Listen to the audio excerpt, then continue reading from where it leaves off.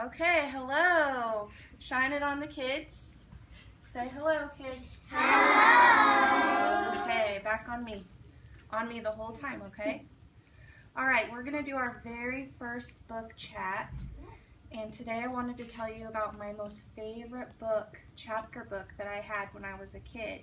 And if you look at my book, it looks all beat up, doesn't it?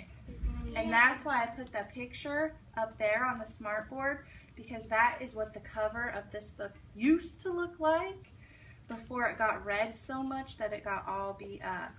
Okay? So if you really like this book, that's what you're going to look for at the library, that cover.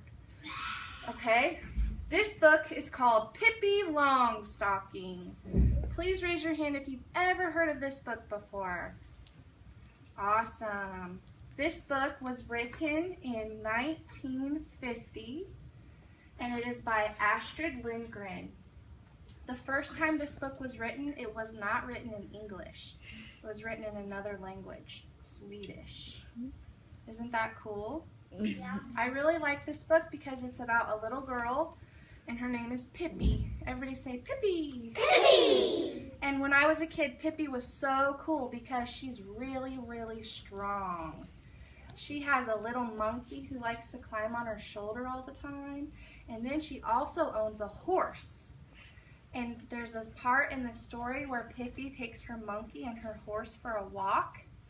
And halfway through the walk, she decides to pick up the horse and carry the horse for the walk for the rest of it. Because she says, "Oh, I've been sitting on your back the whole time. Why don't you take a break, horse?" And so she picks up the horse and carries the horse for part of the walk. That's how strong she is. Isn't that cool? Yeah. Pippi also has two friends that live next door to her, and their names are Tommy and Anika. And they're about the same age as her, so she likes to play with them a lot. But there's also one more really cool thing about Pippi. She lives all by herself.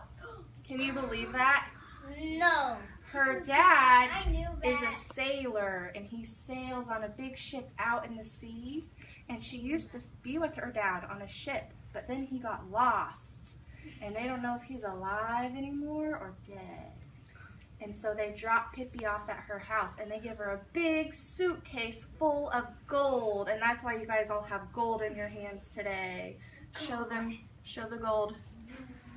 So you guys are all a little bit like Pippi today because you have some gold. Okay? All right, back on me. Now, there's one more other part of the book that I want to tell you about, which was my second favorite part.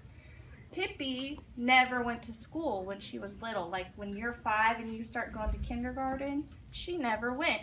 Sit down, please. And so her friends Tommy and Anika, they do go to school every day. And Pippi, she kind of gets a little jealous. She says, "Hey, I want to go to school. I want to go learn me some plutification." And that's what she calls it, but you know what she really meant?